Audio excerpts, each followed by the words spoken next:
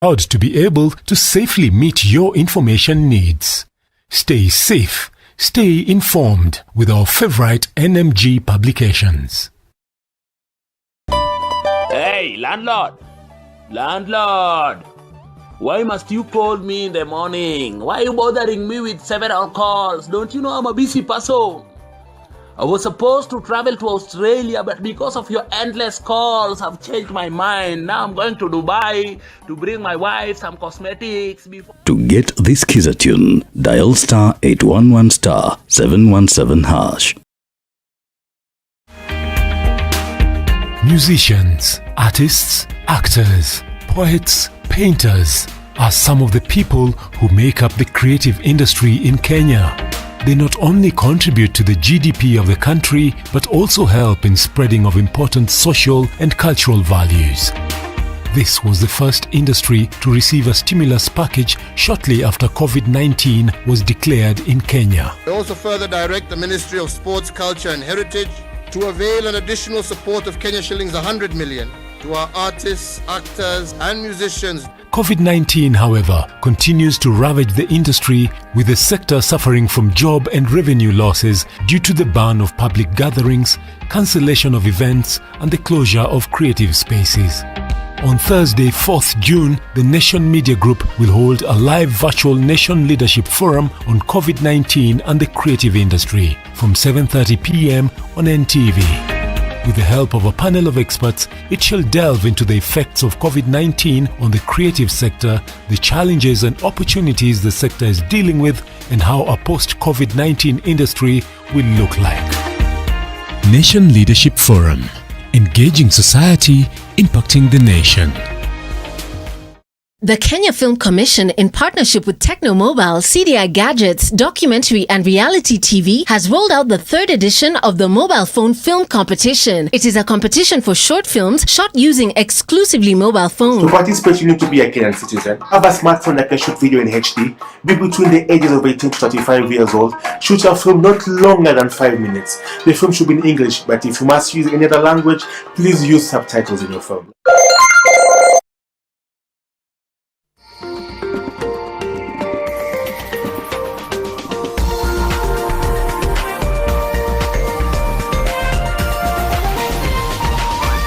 This is NTV.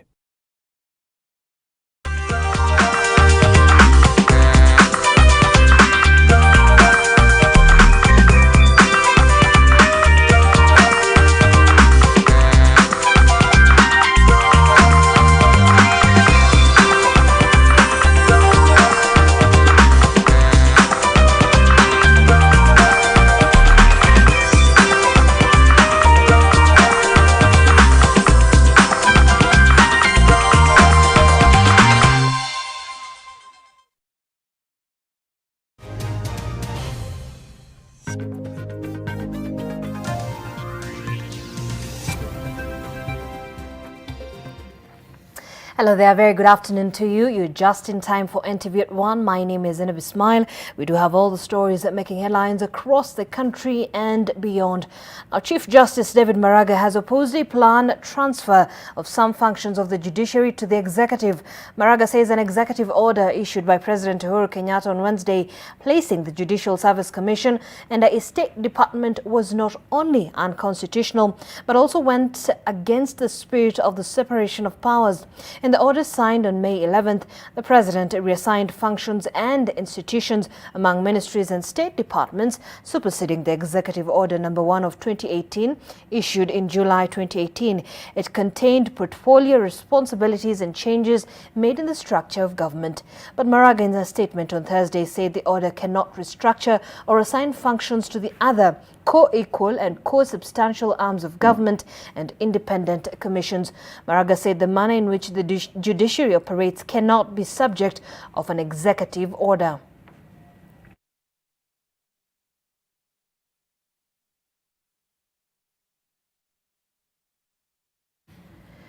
Well, with regards to that and of course the developments coming up in light of that, we do have Silas Apollo is our reporter and is going to join constitutional lawyer Waiganjo Kamodho just to shed more light with regards to that.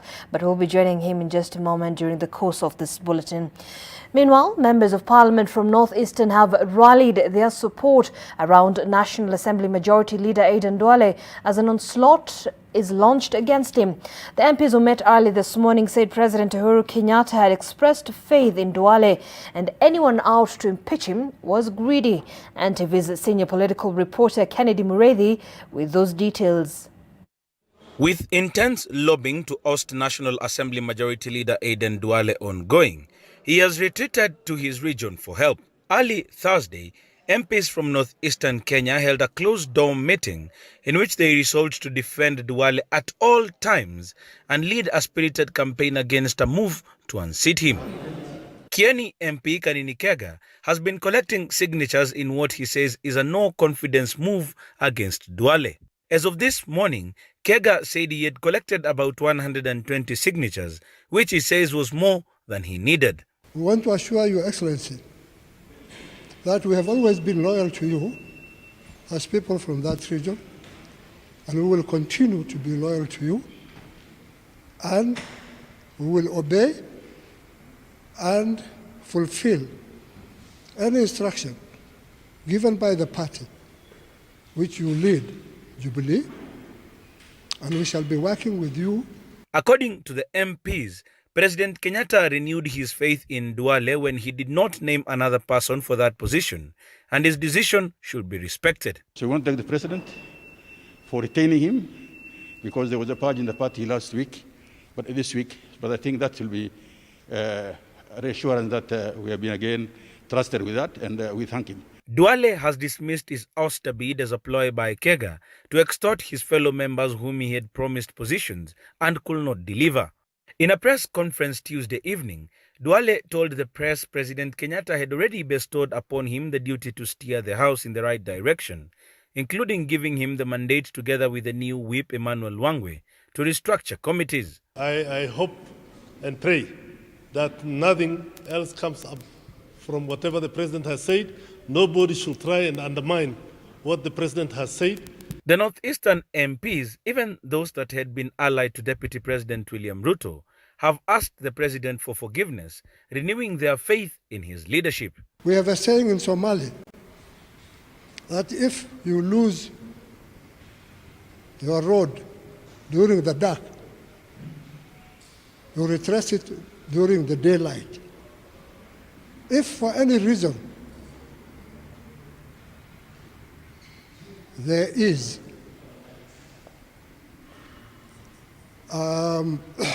a feeling that we have gone wrong, we want to tell you we have not intended to be wrong, but we have always intended to work with you and be with you through thin and thick.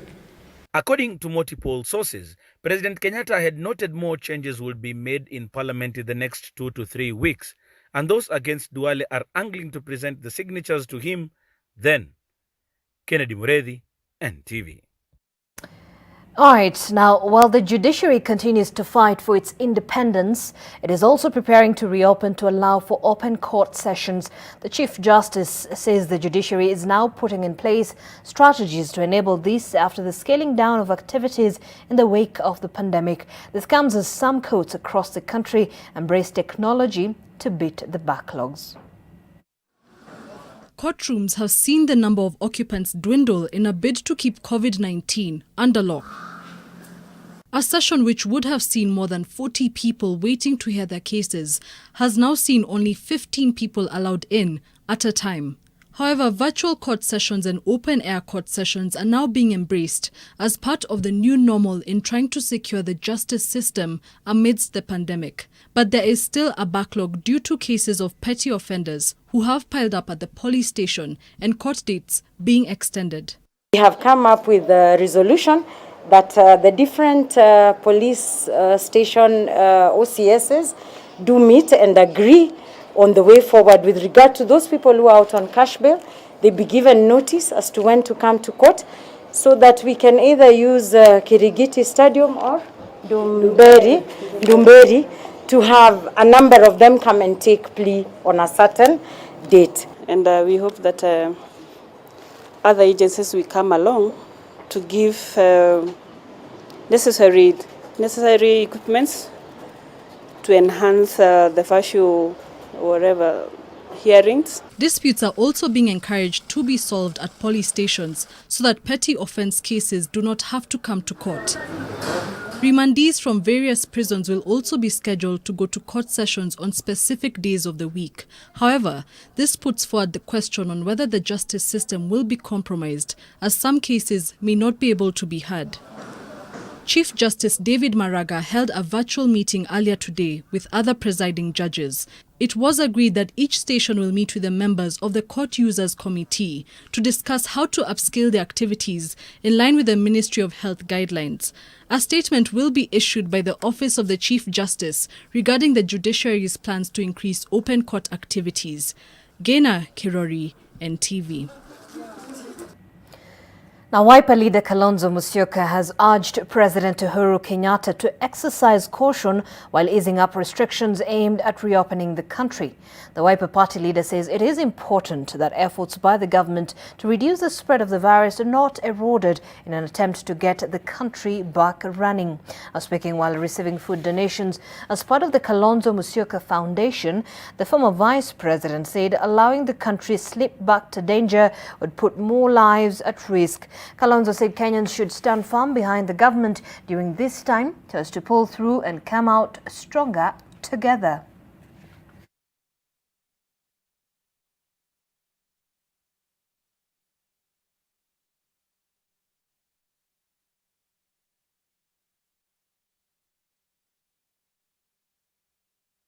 I know that the president will be talking to the country, I think around about the 6th of this month, in the next 2 or 3 days. I would want to urge him to really receive all the expert advice, because Kenyans are not sure whether we should just go back to business as usual.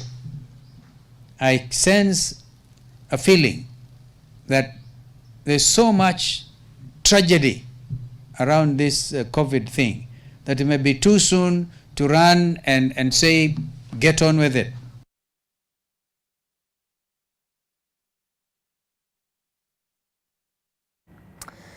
Meanwhile, 6 police officers will be arrested and charged for committing serious offences including murder, shootings and assault. The Independent Policing Oversight Authority says the Director of Public Prosecutions has approved the action, including the arrest and prosecution of a police officer involved in the fatal shooting of a 13-year-old boy in April this year. The officer, Duncan Ndiema Ndiwa, is facing murder charges for the death of the teenager Yasin Moyo, who was killed in Kariobangi. 4 other police officers, Festus Kipto, Boniface Chacha, Joseph Moniki and Nashon Odera, will be charged with causing grievous bodily harm to one Abdul Rahim Noor in Garissa County. And the other 6th officer, Lotug Angorita, will be charged with the murder of a secondary school teacher in Usigu Market in Siaya County. IPOA gave a go-ahead to the DPP to formally arrest and arraign the 6 in court for the serious accusations against them, noting that the evidence is sufficient to sustain a trial in court. IPOA revealed on Tuesday that 15 Kenyans have been killed by police officers since March 27th.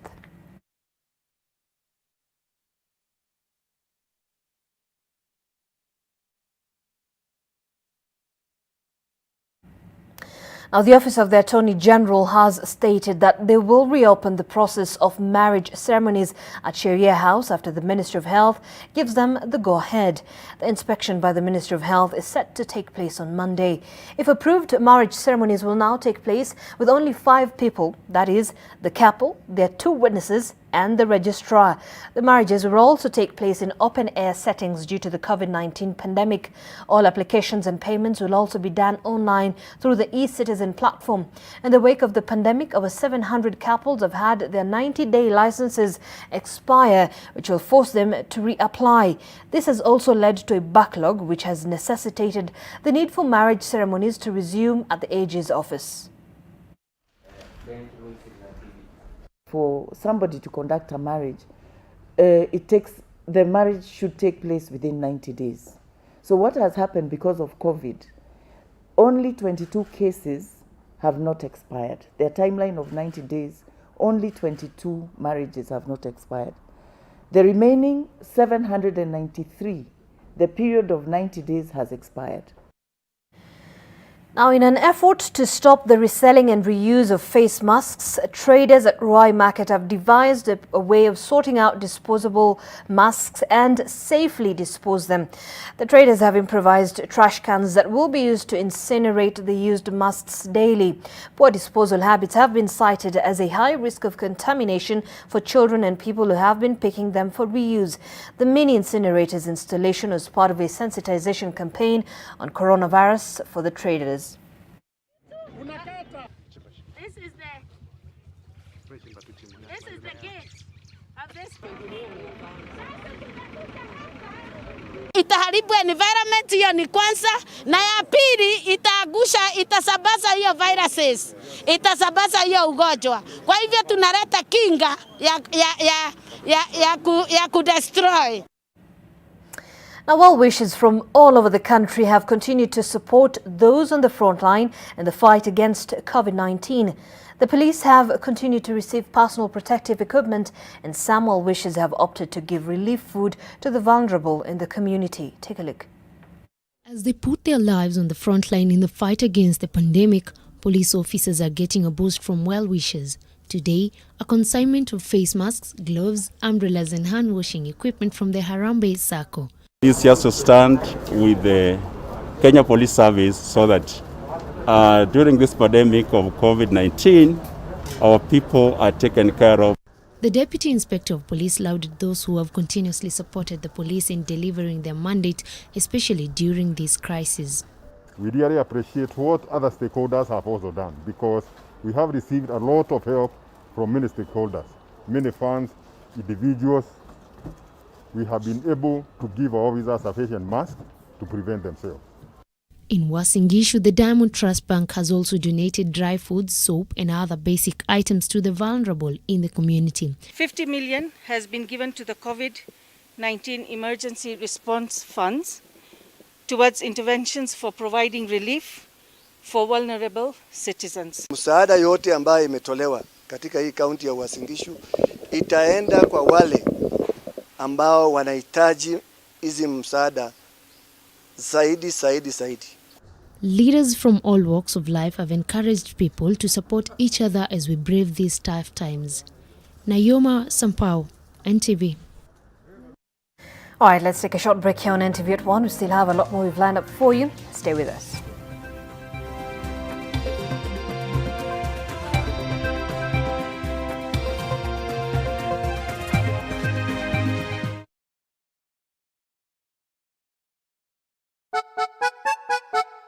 Sonadol Extra imetengenezwa kwa njia spesheli kupambana haraka na maumivu ya kichwa, mwili na hata meno. Sonadol Extra, hakika maumivu yakizidi, pata ushauri wa daktari. As we battle COVID-19 and adjust to life's new normal, the University of Nairobi encourages you to pursue your career development goals. Applications are ongoing for the June and September 2020 programs for diploma, bachelor's, master's and PhDs in all our campuses with online classes available. Prevent the spread of COVID-19 by following the government health guidelines. The University of Nairobi is a world-class university committed to scholarly excellence. Rashes again? Kiss Kids diapers. Kiss Kids, no rashes. Kiss Kids, no rashes. Bye-bye rashes. Buy diapers. Choose Kiss Kids.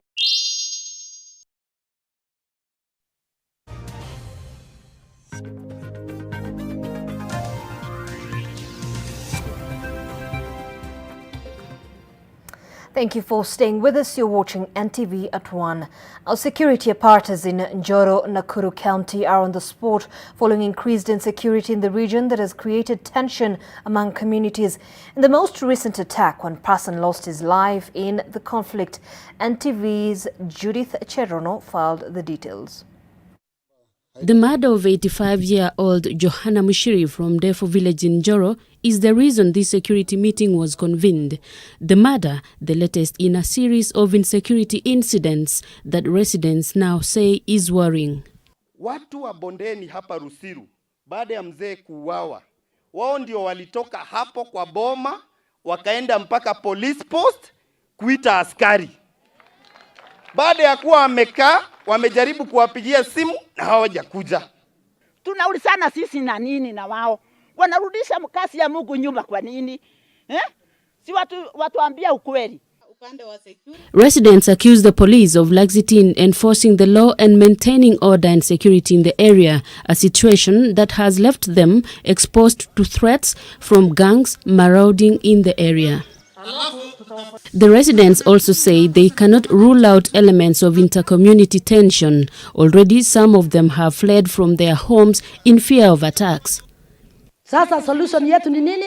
Tupendaneni ndugu zangu. Mwizi ni mwizi. Bila kusema tusiseme ni wa Kikuyu ama ni wa Kalenjin, tuseme ni huyu alifanya hiyo maneno. So that tension irudi chini. Residents are now calling on the government to ensure there is increased police surveillance in the area, especially during the curfew hours, and that the criminals be brought to book. Judith Cherono, NTV.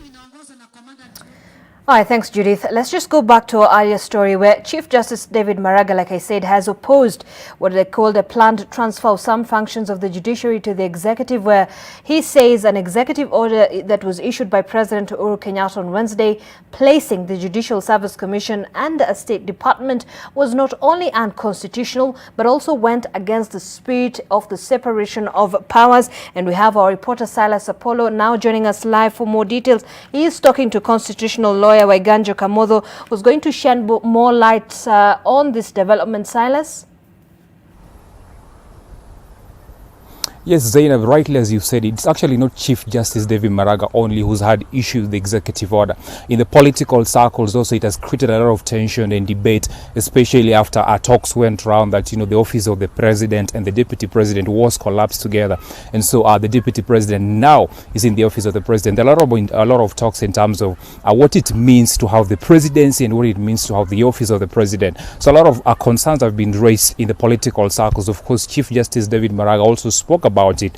He made a statement today. The issue that Maraga is basically against is what he says the movement of the Judicial Service Commission into a constitutional office. So I'm joined right now by Kamodho Waiganjo, who is a constitutional lawyer and also sat in the committee, of course, that helped spearhead the 2010 Constitution in terms of implementation. Just to tell us exactly what it takes of this executive order by the president and the interpretations. Are they correct, as they have been said by a number of people, or what exactly should we take from it?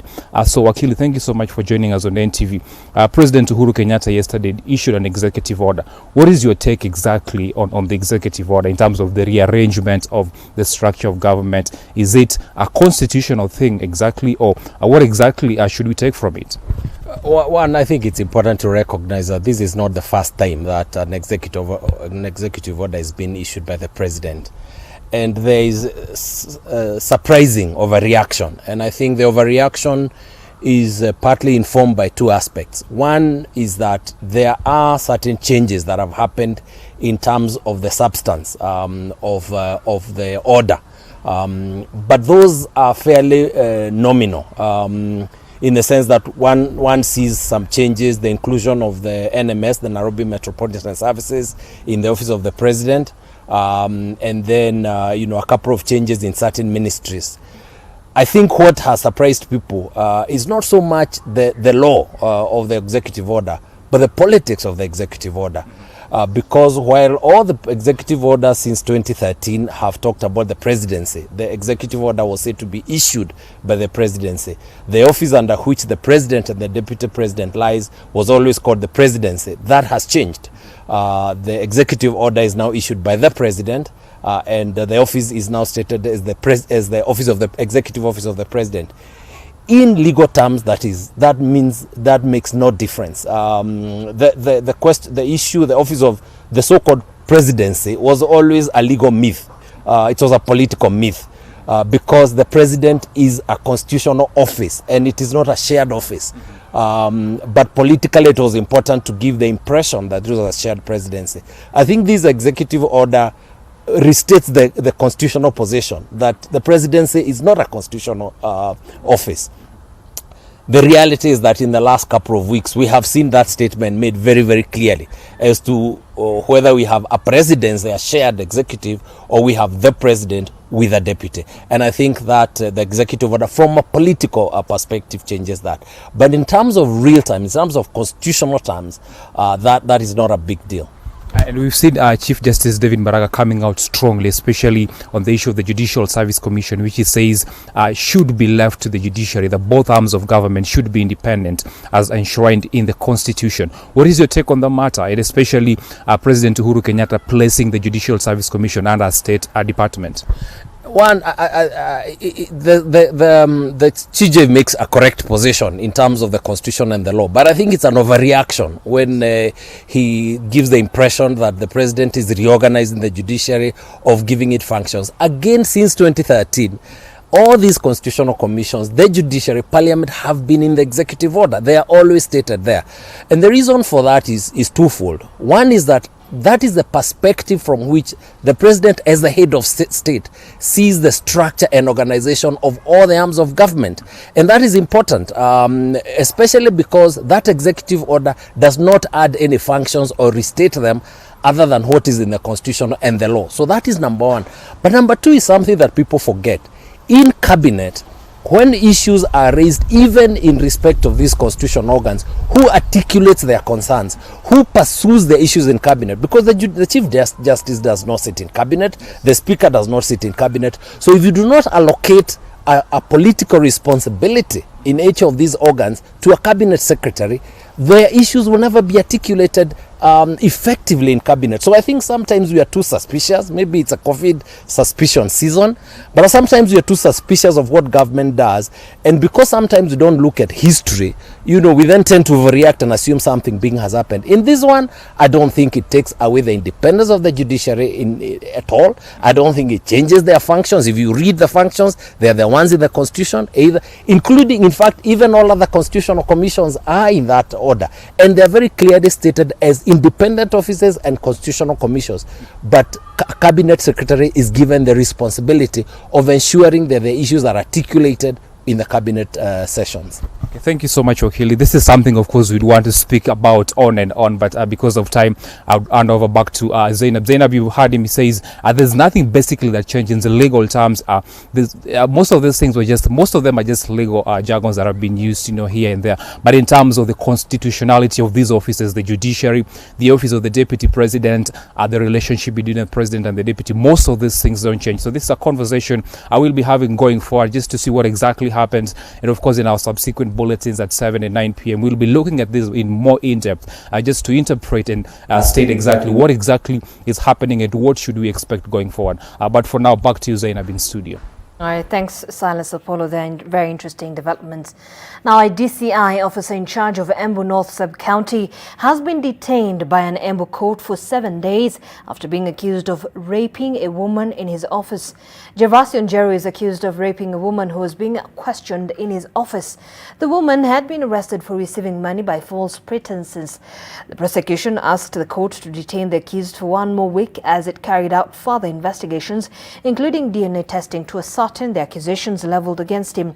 The prosecution argued that if left out, the suspect could interfere in investigations given his 34 years of service in the police service. The woman is currently receiving treatment at the Embu Level 5 hospital.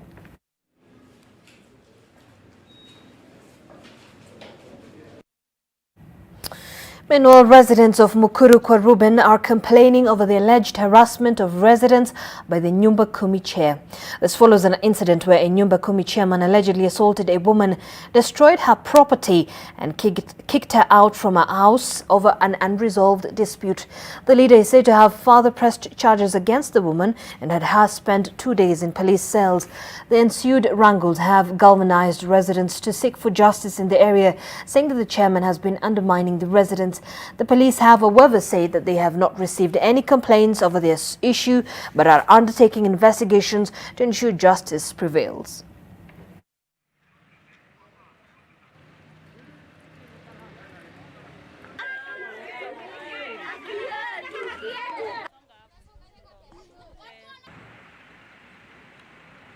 Kwa hiyo nyumba nimekaa kutoka 2011, sijai kosana na landlord. Hata nilimuuliza kwa nini unaniruhusia vitu nje? Barua iko wapi ya kuonyesha unanihamisha? Juu ya kukataa urafiki na wewe peke yake ndio inafanya unidhulumu hivi. We usually do patrol day and night. We never get that delegation ya kwamba the chairman ananyanyasa. Kama angenyanyasa, we could have got the report because the ICC, the DO should have given us information. The chief could have given us information. But so far, there's no that delegation. Over 5,000 Kenyan Catholic pilgrims from different counties missed to attend this year's Ugandan Mothers Day that is marked and celebrated yearly on 3rd of June at Namugongo in Uganda due to the coronavirus pandemic. Now, according to pilgrims from Kisoko Catholic Parish in Busia County, the mitigation measures that have been put in place to combat the virus stopped them from marking that important day as they used to. Instead, they decided to dedicate the special day by offering prayers at the graveyard of one of the pilgrims who perished last year at Iganga while on their way to Namugongo. The late Sarah Odhiambo was among 4 Kenyan pilgrims who perished in the Iganga road accident on the 26th of May 2019. The faithfuls, who usually walk from different counties, converge at Busia border point before heading to Namugongo to join millions of Catholics in commemorating the 45 Christians who were murdered in Uganda.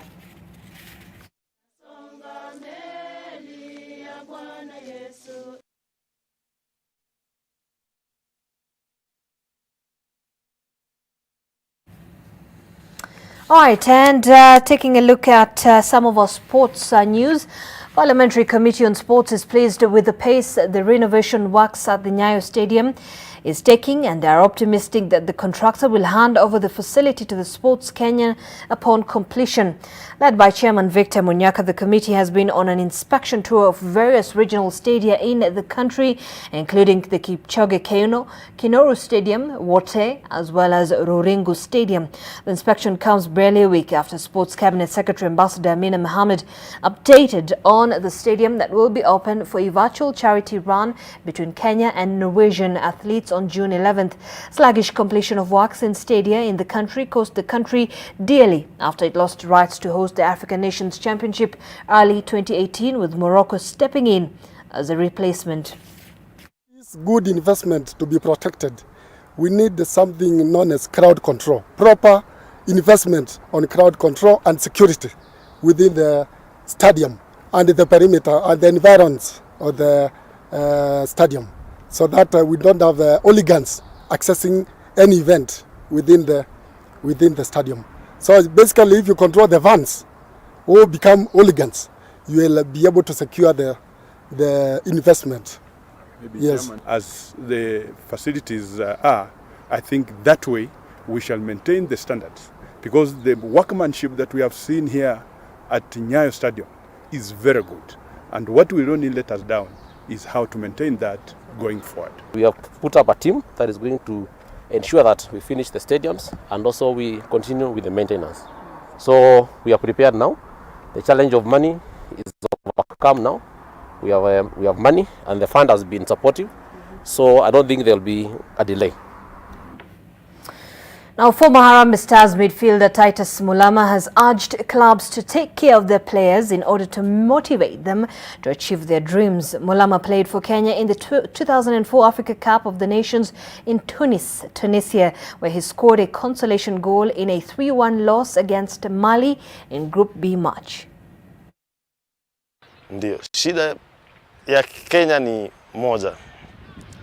Nafikiria wale watu wanasimamia kandanda. Siwezi sema ni katika federation peke yake, lakini pia kwa vilabu, chairman, coaches hawaheshimu wachezaji. Na hiyo ndio shida moja ambayo tumepitia kutoka enzi zile mpaka sasa hizi. Haki za wachezaji hakuna ambaye anazipigania. Na kama mkufunzi, wewe hupigania haki ya mchezaji wako, unatarajia wewe kama ukui mtu wa kwanza unataka nani ampiganie?